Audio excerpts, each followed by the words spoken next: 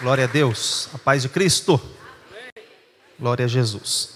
Muito bem, se alguém porventura não tem a revista da IBD, se quiser adquirir, os obreiros têm ali. Se você só dá um sinal com a sua mão, se você ainda não tem a revista da IBD, você pode adquirir agora, tá bom? Muito bem, os jovens estarão ali na sala do UNA com o professor Marcel, os adolescentes na sala do auditório, e tem mais uma sala, 12 a 14, 15 a 17. São duas salas abençoadas que eles vão estudar lá. E você que está aqui no templo, abra a sua lição de número 4. Lição de número 4, ela tem o título de Do Coração para Toda a Vida. Lição de número 4. É um tema que você vai entender daqui a pouquinho. Por que que tem esse título? Do Coração para Toda a Vida. Muito bem. Lição de número 4. Glória a Deus.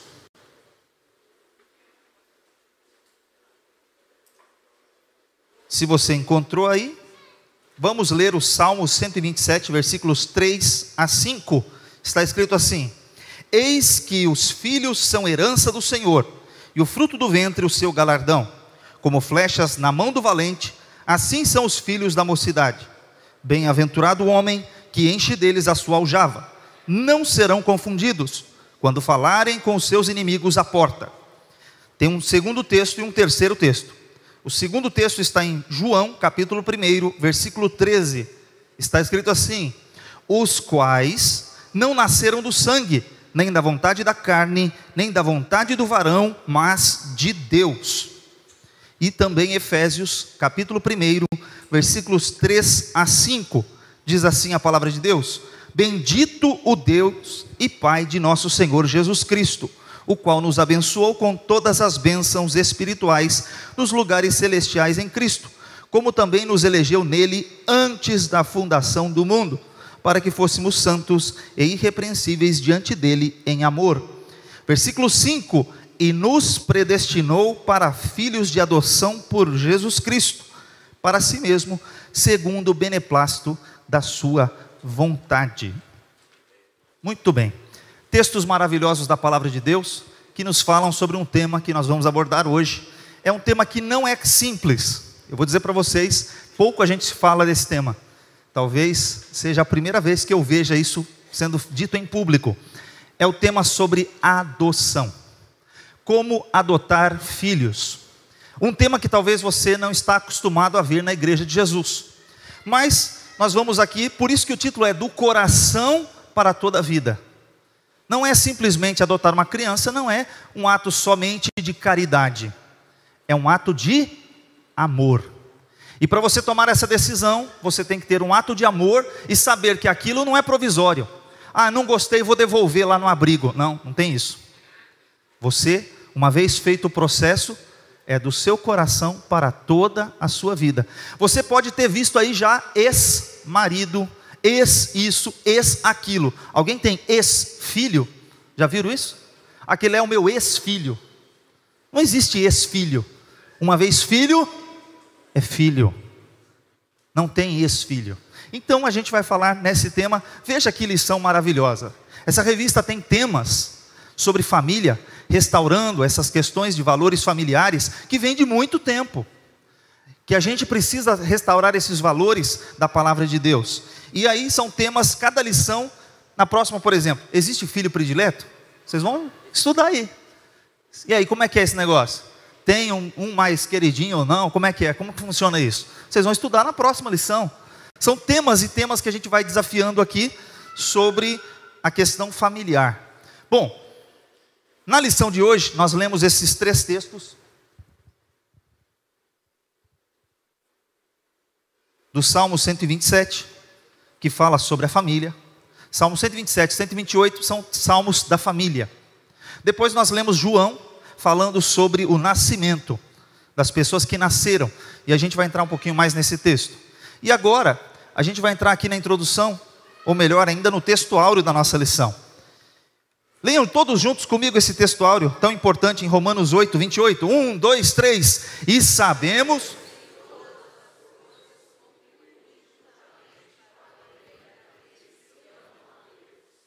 Glória a Deus. Todas as coisas contribuem para o bem. Aquilo que talvez a gente pense que seja algo ruim, que aconteceu na vida de uma família, de uma criança, você vai saber que Deus tem um propósito. Deus sempre tem um propósito. E quem sabe Deus quer usar pessoas para cumprir e realizar esses propósitos. A lição de hoje tem 3 objetivos. O primeiro deles é entender que todo filho é um presente de Deus. É o que diz a palavra do Senhor. Os filhos são herança do Senhor. Filho não é maldição, filho é bênção. Esse é o tema que a gente vai abordar. Filho é bênção e não maldição. Segundo, compreender que a adoção é, antes de tudo, um ato de amor. E quem foi que nos ensinou a amar? Deus. Porque Deus amou o mundo de tal maneira que deu o seu único filho, para que todo aquele que nele crê não pereça, mas tenha a vida eterna. Terceiro objetivo, conscientizar-se de que a adoção é um ato de coragem, um triunfo sobre o preconceito e um gesto que transforma vidas. Bom, a gente vai falar um pouquinho sobre algumas das questões que tocam esse assunto, porque justamente, por que tem tanta criança para ser adotada, disponível para ser adotada? O que acontece? São vários motivos. Um deles tem relação à pobreza. Pais e mães que tiveram filhos e não têm condições de criá-los, não têm condições financeiras, não têm condições de ter essa criança. O que acontece? Muitas dessas crianças vão parar nos abrigos, por conta da pobreza. Aí, que outro motivo tem? Gravidez indesejada. Bom, aí barra a violência, porque nem toda gravidez indesejada foi fruto de um estupro, por exemplo. No caso da violência aqui, em específico, um estupro. E às vezes a pessoa fala assim, não vou abortar, mas ela não quer ficar com a criança. E aí faz o quê? Entrega no abrigo. Mas olha só, aí eu quero chamar sua atenção justamente para isso. Porque nós, Igreja de Jesus, somos uma igreja pró-vida. Defendemos a vida, somos contra o aborto. Ok. Só que se a pessoa não vai fazer o aborto e não tem condições de ficar com a criança, o que a gente faz com a criança? Então aqui a lição é para puxar a nossa orelha no sentido de, ao mesmo tempo que a gente é pró-vida, a gente defende a vida, a gente tem que colocar a consciência de que nós temos que trazer uma consciência adotiva, que a igreja também possa desenvolver essa consciência, de que essa criança às vezes não tem condição de ser criada por aquela pessoa. Quem vai criar? Vai entregar no abrigo e fica lá, e aí como é que é esse negócio? A gente é pró-vida, a gente defende a vida, jamais vamos defender o aborto. Mas ao mesmo tempo, tem um outro problema social. Tem o problema da violência, tem o problema, mas aqui vai entrar nessa lição justamente como que funciona esse processo de adoção. Então essa lição, como eu disse para vocês, é um tema difícil, é um tema que não é falado. E só dá uma olhadinha nessa estatística que eu puxei ontem à tarde, para vocês verem, do Sistema Nacional de Adoção e Acolhimento. Números atuais de ontem. Olha aí, crianças acolhidas, 32.866 crianças acolhidas. Destas crianças acolhidas, disponíveis para adoção, 4.496. Tem quase 5.000 crianças para ser adotada hoje. Hoje. Estatística de ontem. Esse número não deve ter mudado muito, porque é final de semana. Eu imagino, não tenho certeza, que no final de semana talvez não tenha um processo acontecendo. Então eu imagino que o número seja atual. E aí você tem, entre outros processos, hoje tem 5.571 processos de adoção em andamento. Processos em andamento. E aí você vai ver que esse gráfico aqui que mostra o nosso Brasil, isso eu estou falando só de Brasil, tá? Não estou falando de mundo não, Brasil. O estado que mais tem pessoas disponíveis para adoção é o estado de São Paulo, está em verde. Tem de 6.000 a 9.000 pessoas, famílias disponíveis para adotar. Então a gente tem um bom número de famílias que querem adotar. O problema não é só esse, a gente vai evoluir um pouquinho. Tem estados que você vai perceber, região norte, nordeste, que é mais difícil. Há uma certa escassez. É mais fácil adotar criança aqui no estado de São Paulo, do ponto de vista quantidade de pessoas, condições financeiras para fazê-lo. Não significa que o processo seja mais fácil, mas que há maior disponibilidade de pessoas e famílias para fazê-lo do que em outras regiões do país. E aí a gente vai olhar um pouquinho essa estatística. Olha só, mais de 5 mil processos de adoção, está em andamento. 73% envolve uma criança acima de 16 anos. Pasmem, de 5 mil, só tem 73 que vão pegar aquela criança que já não é uma criança, já é um adolescente. Tem crianças que não foram adotadas e ficam lá na fila, e vão vivendo no abrigo. Vão vivendo. E no final da aula eu vou te mostrar uma coisa interessante. Quando chega aos 18 anos, o que acontece com essa criança? Vocês sabem o que acontece? Ela é acolhida até os 17 anos, 11 meses e 29 dias, por exemplo.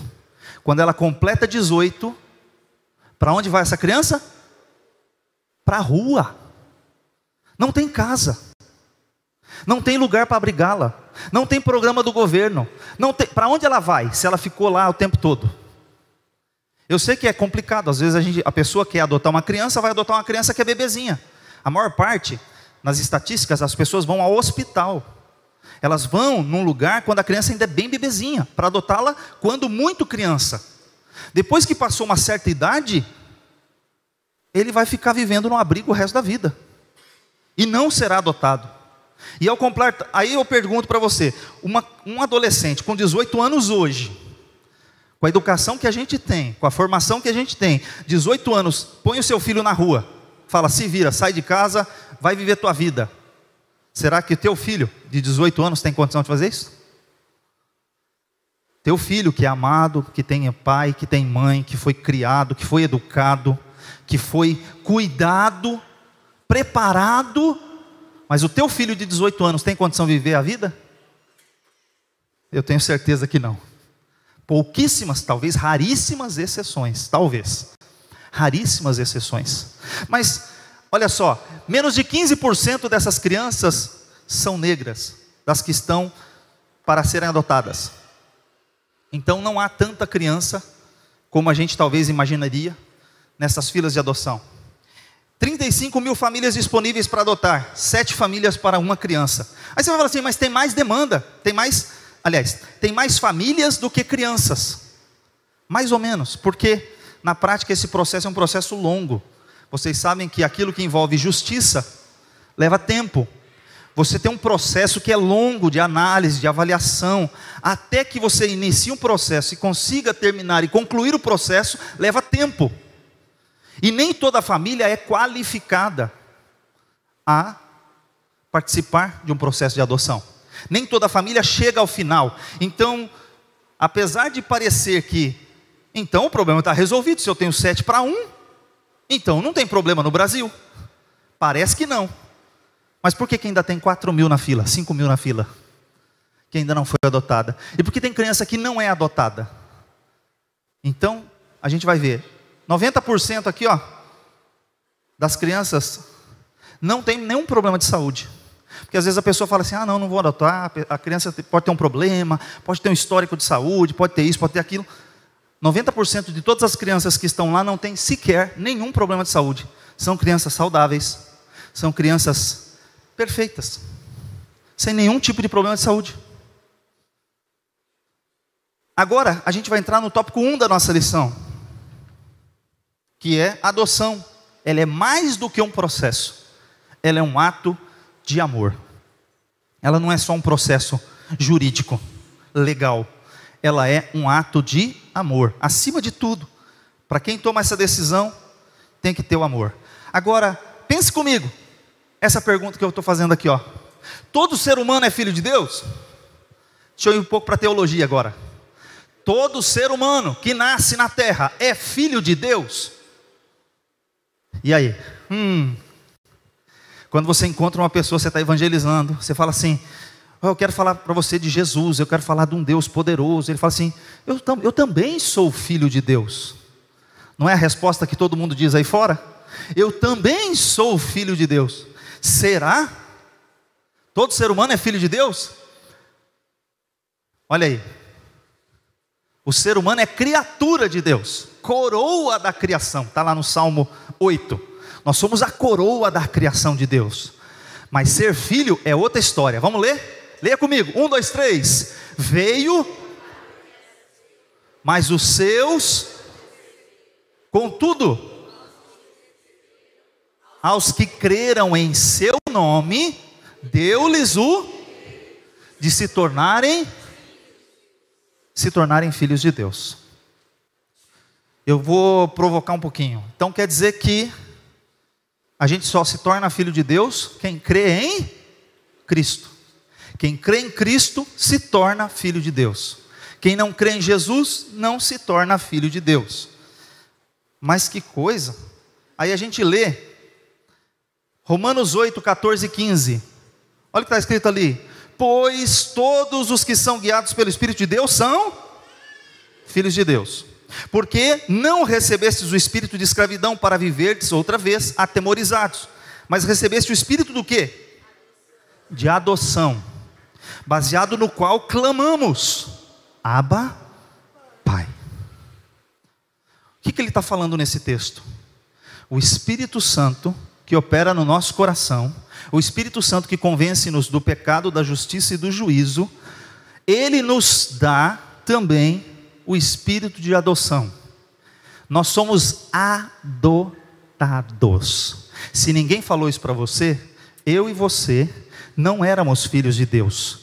Eu e você não pertencíamos à família de Deus. Eu e você éramos criatura de Deus. Mas ao aceitar Cristo Jesus como nosso Salvador, nós passamos a ser adotados e entramos agora para a família de Deus. Agora eu e você somos filhos de Deus. Agora eu e você podemos chamar Deus de Pai. E não é só Pai, ele falou Abba, Pai. Sabe o que significa Abba? É uma palavra aramaica muito carinhosa.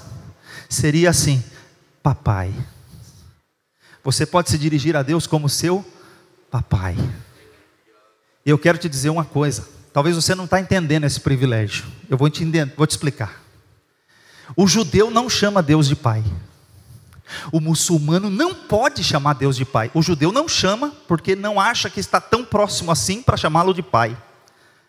O muçulmano é proibido falar que ama a Deus, é proibido que ele ama Alá, é proibido ele dizer que Alá é pai. Ele não tem relacionamento, ele é Deus. Não tem relacionamento de pai. Agora o cristão, quando os discípulos de Jesus chegaram para ele, falaram assim: Senhor, ensina-nos a orar. Como é que ele ensinou? Pai nosso que estás no céu. Você pode chamar Deus de pai. Você tem intimidade com Deus. Você tem um pai, Deus é o teu pai. Você é filho de Deus, você é filha de Deus. Você pertence à família de Deus. Você agora tem o privilégio de chamar Deus de pai. Você tem intimidade. De todas as orações de Jesus, ele nunca fez oração diferente, apenas uma única vez. Eu vou explicar para vocês. Todas as orações de Jesus eram Pai, Pai, Pai, Pai, Pai, Pai. Jesus falou: vós orareis assim: tudo que vocês pedirdes ao Pai, em meu nome eu farei. Você pede para o Pai e Jesus responde. Pede no nome de Jesus. Pede no nome de Jesus. Agora, olha só, tem uma vez que Jesus estava na cruz. A única vez que ele não disse Pai, ele disse assim: Eloi, Eloi, lama sabachthani. Deus meu, por que me desamparaste? Quando os nossos pecados estavam sobre Jesus, ele não chamou Deus de pai. Ele citou o Salmo 22. Eloi, Eloi, lama sabachthani. Ele citou o Salmo, mas quando ele terminou, ele disse assim: Pai, nas tuas mãos eu entrego o meu espírito. Glória a Deus. Jesus nos ensinou a dirigir-nos a Deus como Pai. Hoje você é filho e filha de Deus, glória a Deus por isso. Nós fomos adotados, nós entramos na família de Deus. E olha que Paulo desenvolve ainda na continuação do texto. Ele diz assim: o Espírito testifica com o nosso Espírito que somos filhos de Deus. Ora, se somos filhos, somos também herdeiros, herdeiros de Deus e cordeiros com Cristo. Se com Ele sofremos, também com Ele seremos glorificados. Então aí a gente tem que a gente é filho. Agora tem mais um detalhe, Efésios 1, 4 e 5. Assim como nos escolheu nele antes da fundação do mundo, para sermos santos e irrepreensíveis perante Ele, e em amor, nos predestinou para Ele, para a adoção de filhos, por meio de Jesus Cristo, segundo o beneplácito de sua vontade. Você foi adotado por causa de Jesus. Você entrou nessa família por causa de Cristo. Olha o versículo de João, 1 João 3,1. Veja com que grande amor que o Pai nos concedeu, que fôssemos chamados filhos de Deus, o que de fato somos. Por isso o mundo não nos conhece, porque não o conheceu. Mais um versículo, versículo 10. Desta forma sabemos quem são os filhos de Deus e quem são os filhos do diabo. Quem não pratica a justiça não procede de Deus, e também quem não ama o seu irmão também não é filho de Deus. E agora? E aí? Você é filho de Deus porque você aceitou Jesus e faz parte da família de Deus. Jesus olhou para os religiosos da sua época e disse assim: vós tendes por pai o diabo, porque vocês mentem, e o diabo é mentiroso desde o princípio. Vocês têm como pai o diabo. E aqui João desenvolve de novo. Tem gente que tem Deus como pai, tem gente que tem o diabo como pai.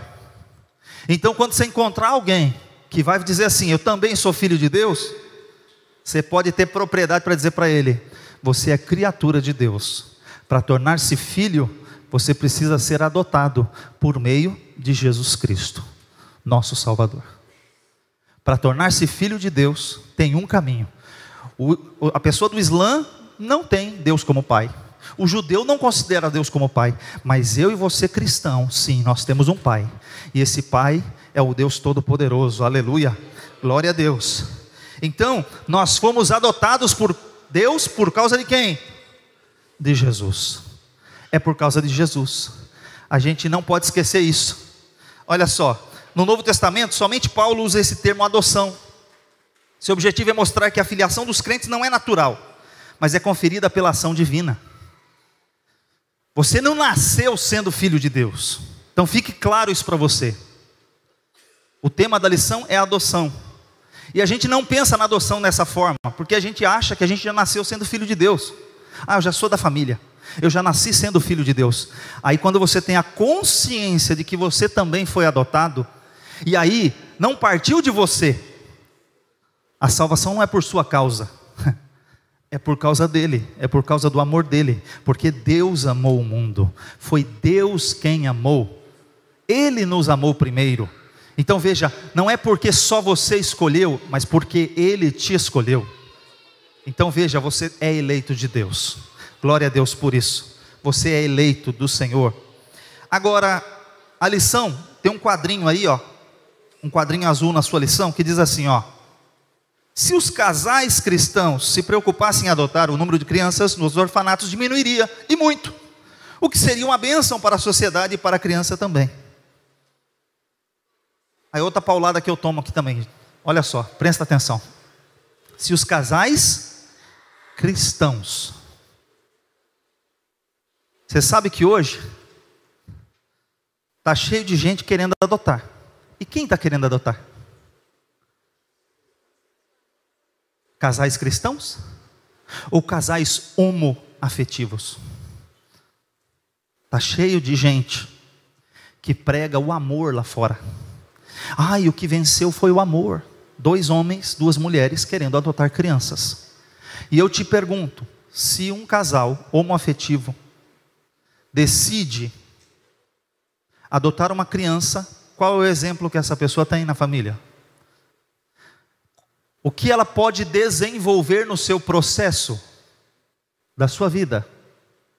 Um cristão ensinará valores cristãos na família. Um cristão ensinará os filhos a virem à igreja. O cristão ensinará a Bíblia a seus filhos. E um casal homoafetivo ensinará o que a essas crianças? Irmãos, na primeira lição, a gente falou sobre casamento. Enquanto os héteros estão fugindo do casamento, não quer casar de jeito nenhum. O cara foge, como diz aí num ditado popular, foge do casamento como o diabo foge da cruz. O pessoal está lutando para casar. Os casais, entre aspas, homoafetivos, estão lutando para casar. Enquanto os cristãos estão fugindo da adoção,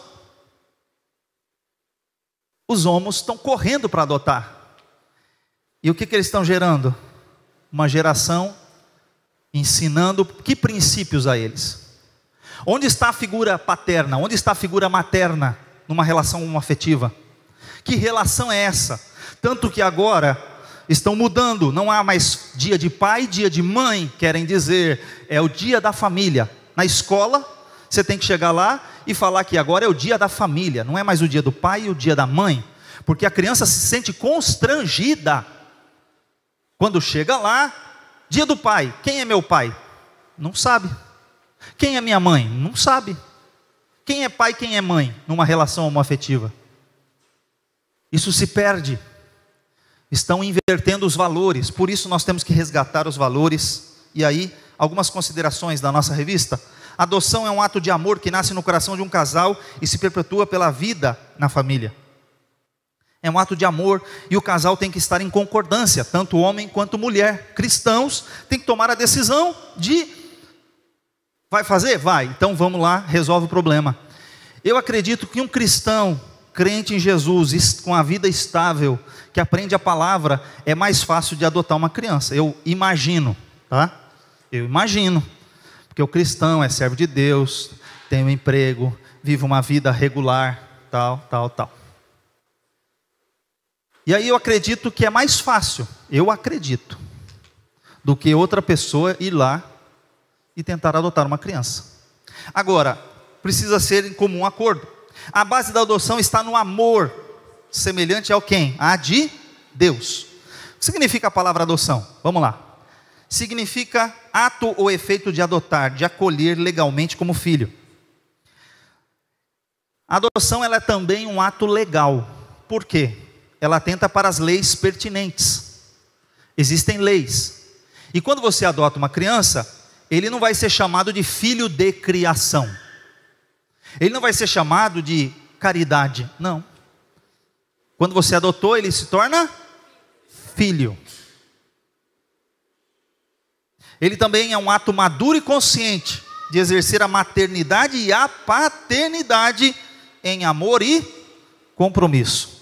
Aí no Antigo Testamento a gente vai ter alguns exemplos do que a gente poderia chamar de adoção, né? Por exemplo, Moisés é uma criança que foi deixada no cestinho. A Miriam estava acompanhando, mas quando a princesa egípcia encontrou a criança, ela falou: agora eu vou adotar essa criança, vai ser meu filho. E ele foi criado como filho da filha de Faraó. Mas lá em Hebreus, né, ele passou um tempo com a sua mãe biológica, enquanto ela o amamentava. E a educação que Moisés recebeu da sua mãe biológica, enquanto ela o amamentava, substituiu toda a decisão de Moisés pelo resto da sua vida, pelos seus 30 e tantos anos que ele viveu dentro do palácio. Porque Moisés tinha 40 anos quando tomou a decisão de sair. 40 anos de idade. Esse processo de amamentação não era 6 meses, provavelmente passou de 1 ano. A gente imagina que a amamentação naquela época, ela durava mais tempo. Então ele provavelmente passou um pouco de tempo com a sua mãe biológica. E ele preferiu sofrer do que tornar-se filho da filha de Faraó, apesar de ter sido criado lá. O mais típico deles é Moisés, está aqui, ó, filho da filha. Também se destacam Eliezer, que era adotado. Abraão chegou um momento que ele disse assim: olha, Senhor, o Senhor prometeu um filho, mas como eu não tenho, vou fazer o seguinte, vou tornar o meu servo Eliezer, criado na minha casa, eu vi esse menino desde criança, nasceu aqui, vou tornar ele meu herdeiro. Abraão falou, vou tornar Eliezer o meu herdeiro. Era uma pessoa de confiança. Quando ele precisou de alguém para buscar uma noiva para o seu filho, um ato super sério, Abraão não poderia ir à Mesopotâmia, ele enviou Eliezer. Eliezer era uma pessoa super importante, ele poderia ter herdado a herança de Abraão, mas Deus tinha feito uma promessa que das suas entranhas nasceria. Mas é um exemplo aqui também. Esther, que acabou sendo criada por seu parente Mordecai, Mardoqueu, também é um exemplo. Agora deixa eu mostrar para vocês, que agora a gente vai caminhar um pouquinho para as questões legais. Eu quero mostrar uma questão para vocês, de uma das leis, de uns códigos jurídicos mais antigos do mundo, conhecido como o Código de Hammurabi, lá da Mesopotâmia. Olha só, o Código de Hammurabi foi o primeiro código de leis da história e vigorou na Mesopotâmia, quando Hammurabi governou o primeiro império babilônico, entre os anos de 1792 a 1750 a.C. Este código se baseava na lei do talião, que punia um criminoso de forma semelhante ao crime cometido, o famoso olho por olho, dente por dente. O Código Hammurabi era constituído de 281 preceitos, gravados numa pedra negra e cilíndrica de diorito. Atualmente essa pedra está lá no Museu do Louvre, em Paris, na França. Bom, deixa eu mostrar para vocês o que está escrito nesse primeiro tratado de lei que a história talvez conheça. Olha o que está escrito no artigo 185. Se alguém dá seu nome a uma criança e o cria como filho, este adotado não poderá mais ser reclamado. Uma vez que ele foi adotado, recebeu o nome da família, ponto, é da família, não volta para outra. Ninguém pode pegar e falar assim, ah não, ele é meu filho, não, eu sou o pai biológico, esquece, está adotado, é seu filho e acabou. 186, se alguém adota um filho como um menino e depois que adotou, ele se revolta contra seu pai adotivo e sua mãe, este adotado deverá voltar à sua casa paterna, a casa de origem.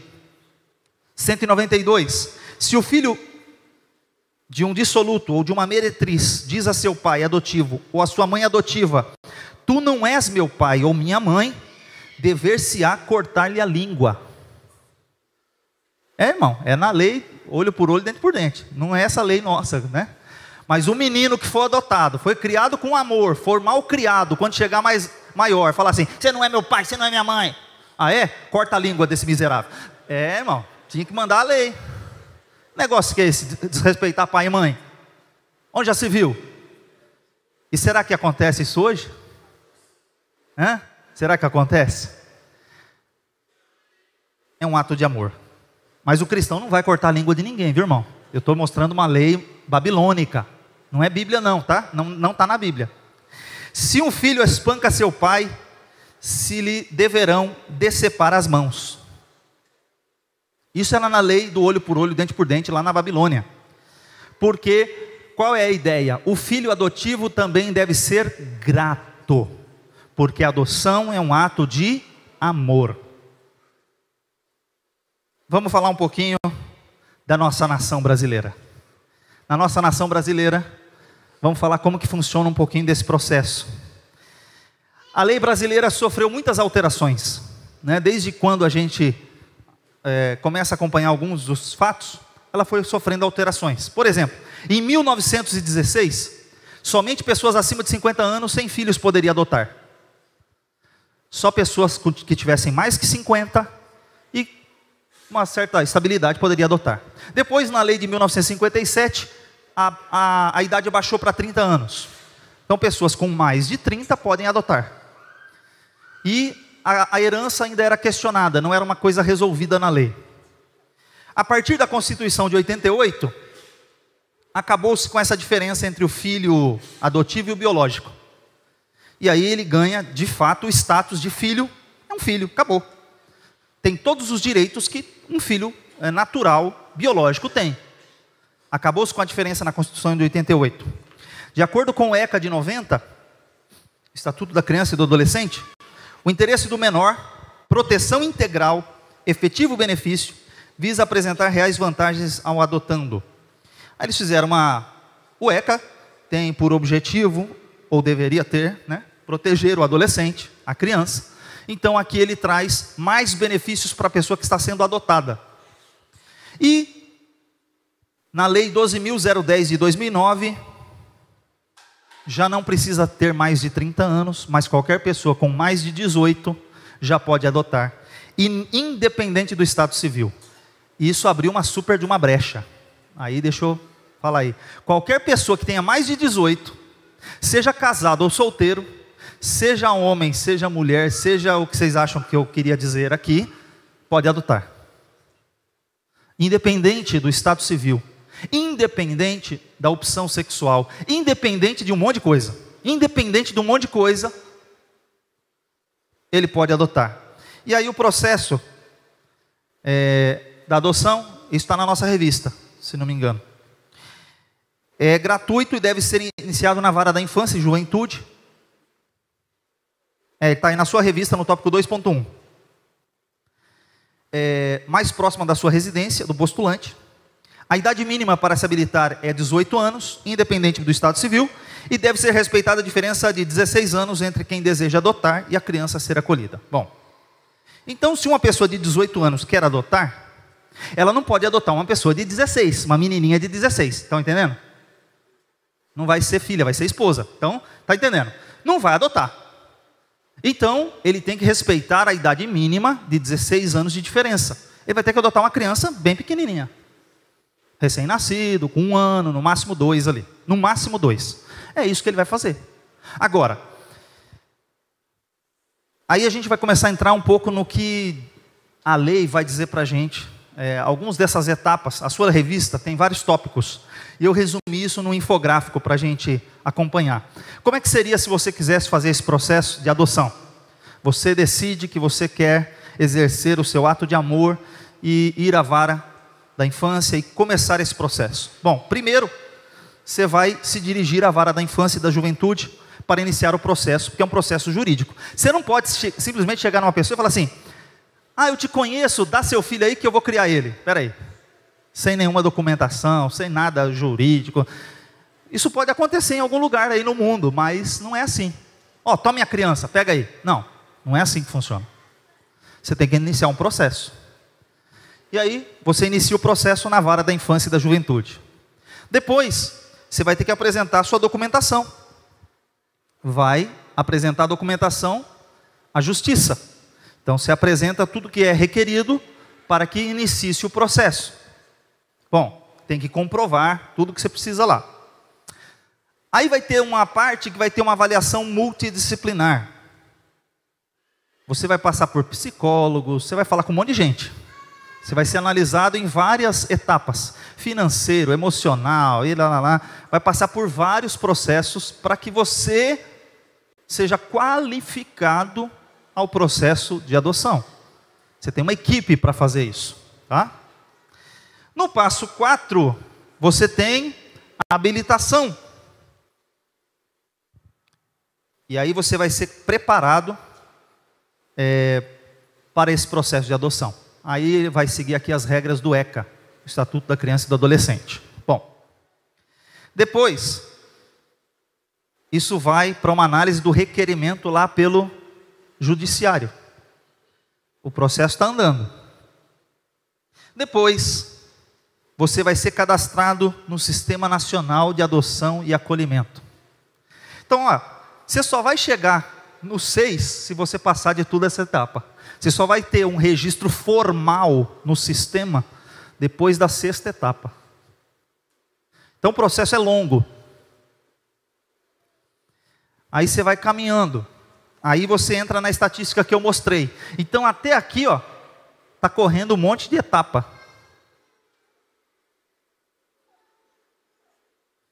Aí vai buscar uma família de acordo com o perfil e tal, para que possa acompanhar e comece os passeios monitorados.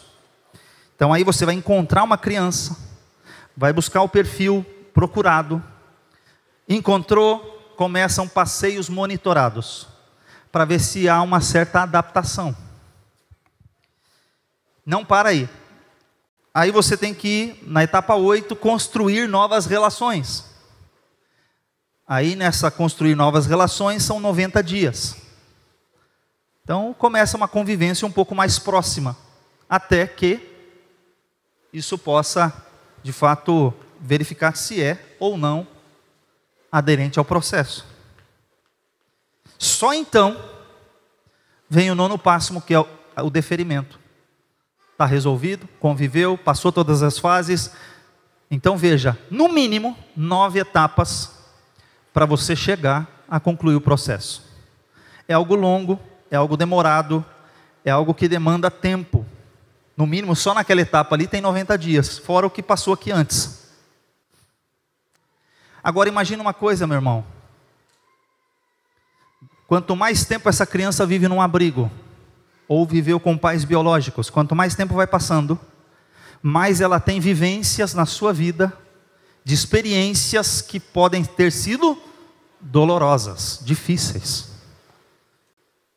Então, quanto mais tempo passa, mais amor, mais paciência, mais compreensão, mais graça de Deus, mais tudo nós precisamos. Porque o processo vai passando. E aí a gente vai entrar no tópico 3 da lição, que vai falar o seguinte: a adoção é um gesto de amor que transforma vidas. Você já parou para pensar?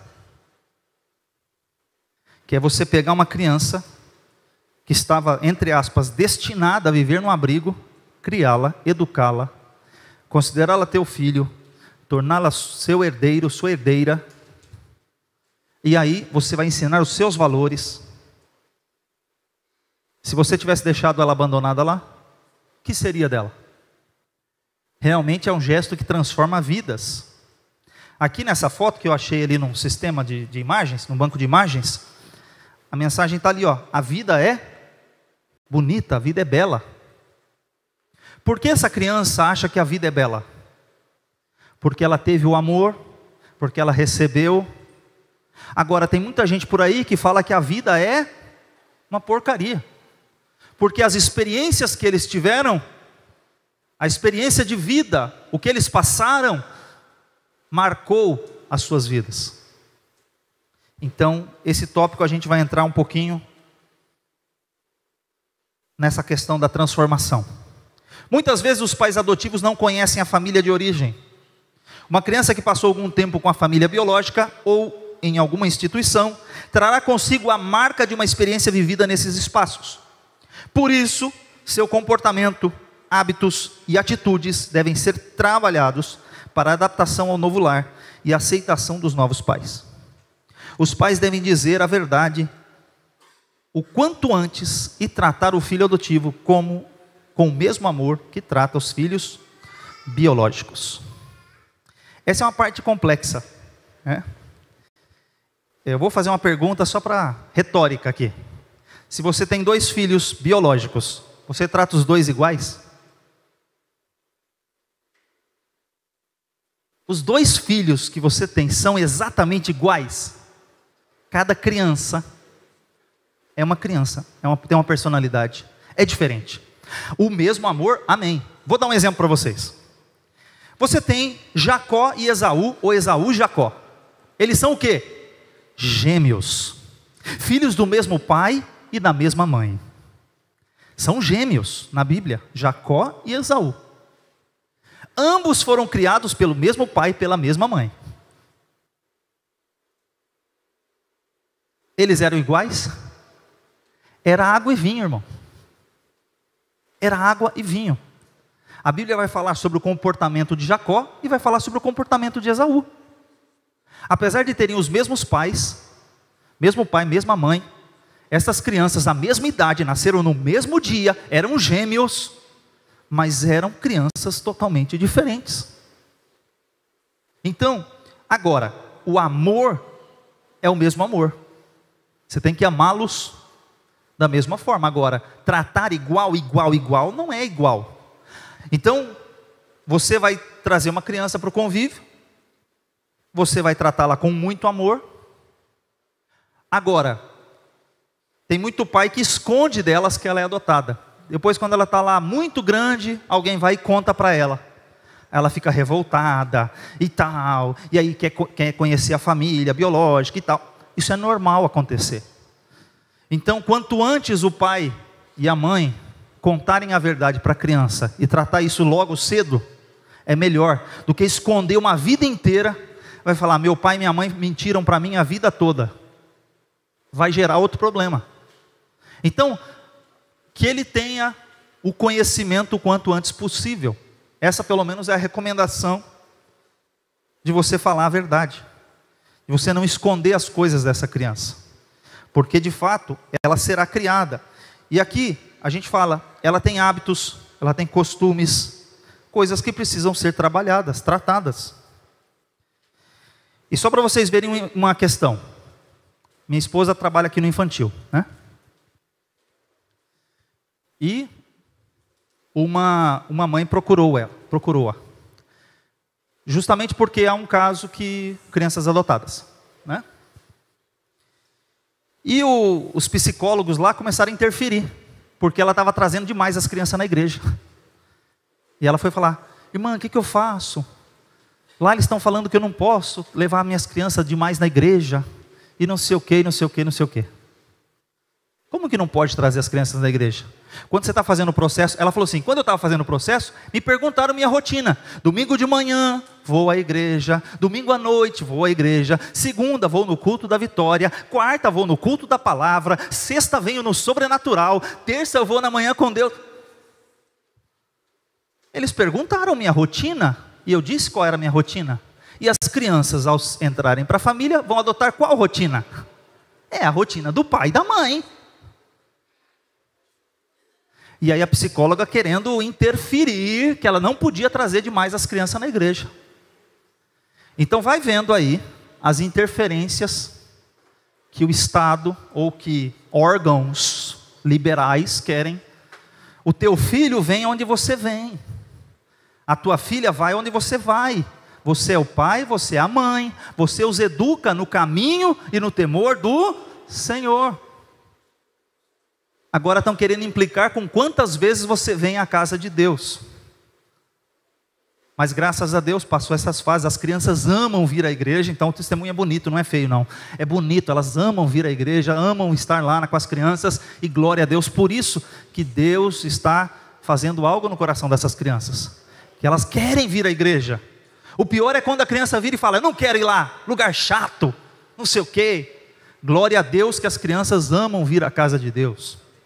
Que nós imprimimos isso no coração delas, o amor pelas coisas de Deus, como Samuel tinha amor pelas coisas de Deus, como muitos outros tinham amor pela casa de Deus. Samuel foi criado na casa de Deus, e o texto mais lindo que eu vejo é Samuel lá de idade, dizendo assim, olha, apontem aí qual é o meu erro em todos esses anos, onde foi que eu errei?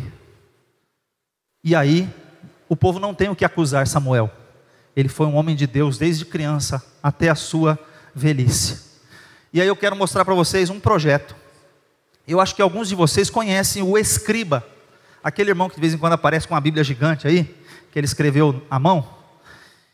E ele começou esse projeto, vou apresentar um projeto para vocês saberem.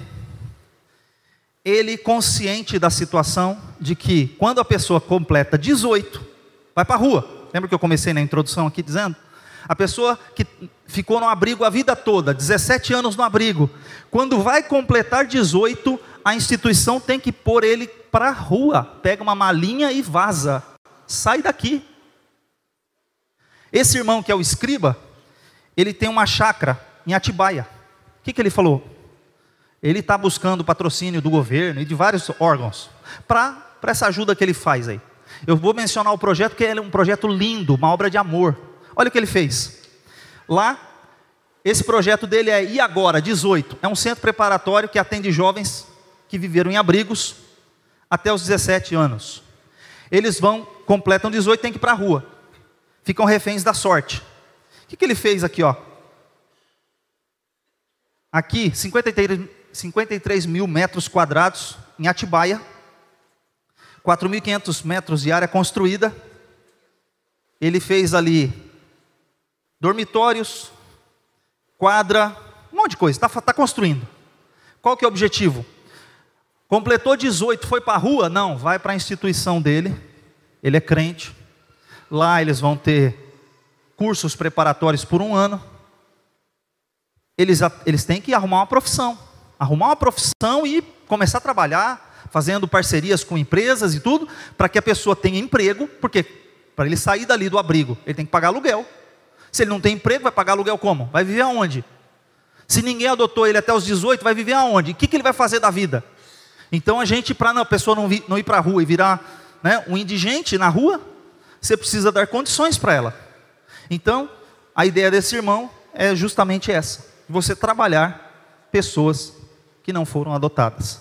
Agora, a lição de hoje, ela tem um objetivo, é que a gente não chegue nessa fase aqui, ó. Você entende? Talvez a mensagem que a pastora Elisete, essa lição foi escrita pela pastora Elisete Malafaia. O objetivo dessa lição talvez seja exatamente a gente pensar o seguinte: eu quero evitar que chegue a esse extremo de chegar até os 18 e não ter condições, e ter que ser jogado na rua, e não ter uma família, e não ter ninguém que o acolheu durante a vida toda. Talvez seja esse o objetivo dessa lição. Mas aí eu tenho uma pergunta para vocês. A gente não pode dizer isso aqui, ó. Que mundo vamos deixar para os nossos filhos? Porque é isso que a gente fica pensando às vezes. Ai, que mundo é esse? Que mundo, temos que cuidar do planeta. E fica essa agenda ecológica, teologia ecumênica, ecológica e tudo mais. Ai, porque nós temos que, Mãe Terra, terra, aqui, ó. De jeito nenhum, irmão. Olha aí, o que você vai falar? Que filhos vamos deixar para este mundo? Como nós estamos educando nossos filhos?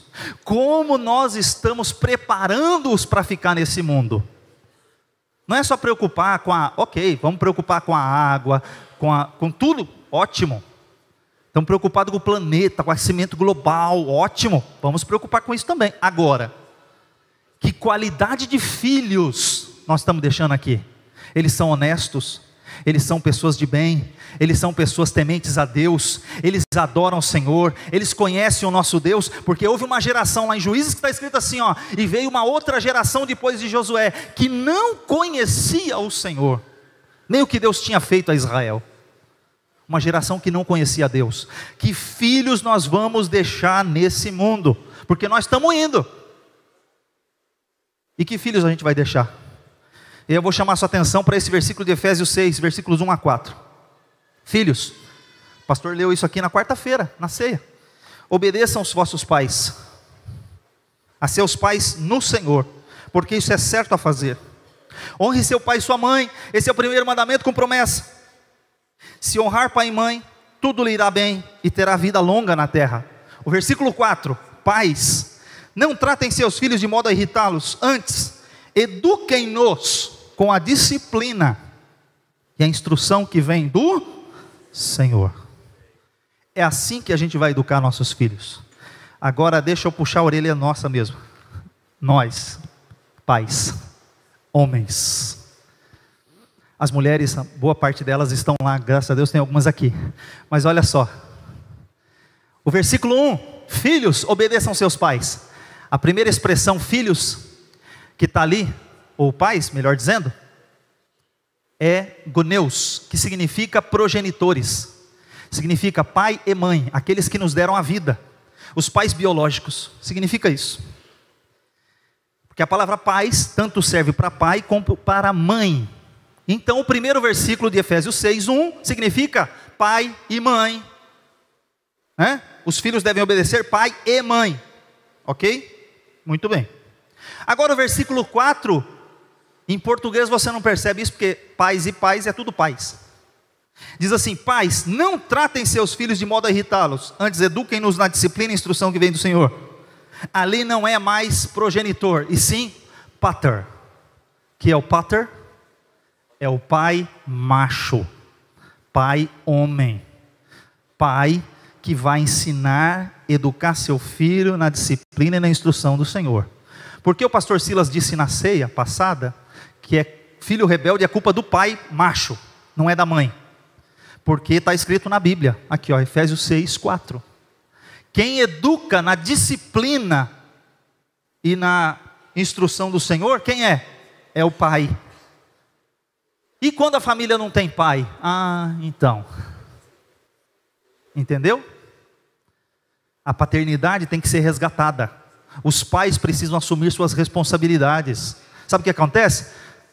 Na maioria dos casos, o pai fala: eu sou o provedor, vou trabalhar, se vira aí com essas crianças, e larga as crianças com a mãe. A criança cresce indisciplinada. Aí o pai diz assim: é culpa sua, eu estou trabalhando. É culpa sua coisa nenhuma. Na Bíblia diz que o pai macho tem que educar seu filho na disciplina e instrução do Senhor. Não é para mulher não. Então, a gente tem que assumir nossa responsabilidade de pai e mãe. Num processo de adoção, pode ser só uma mulher adotando criança, a lei até permite. Pode ser só um homem adotando uma criança, a lei permite. Mas cadê a figura paterna? Cadê a figura materna? Onde estão? Nós temos que resgatar os valores perdidos. E olha só que a nossa lição termina, na conclusão da nossa lição, está aí na sua revista. Em todo tempo é preciso entender que os filhos, todos eles, são presentes de Deus. Ele nos dá graça, sabedoria e força para vivermos os desafios dessa vida. Afinal, temos a certeza de que tudo coopera para o bem daqueles que amam a Deus. Se você é pai ou mãe, abençoe seus filhos, sejam eles biológicos ou adotivos, para que sejam um canal de bênçãos nessa terra até a volta do Senhor Jesus. Aceitem como pai sua missão de amá-los, instruí-los, discipliná-los, motivá-los. Seja exemplo para eles em seu viver diário. Que Deus lhes capacite com sabedoria, fé, unção, graça, coragem e autoridade para criá-los em seus caminhos. Glória a Deus. Que lição poderosa. Irmãos, é uma lição para refletir. Isso toca em nosso coração. Que filhos nós vamos deixar nesse mundo? Filhos tementes, uma geração que teme ao Senhor? É isso que a gente precisa pensar, refletir, avaliar. E é isso que a gente precisa na nossa vida. Amém? Você é filho de Deus, lembre-se, você é filha de Deus, você também foi adotado, você faz parte da família de Deus. Glória a Deus por isso, que Deus seja louvado e que possamos refletir e aplicar isso na nossa vida em nome de Jesus, amém, glória a Deus.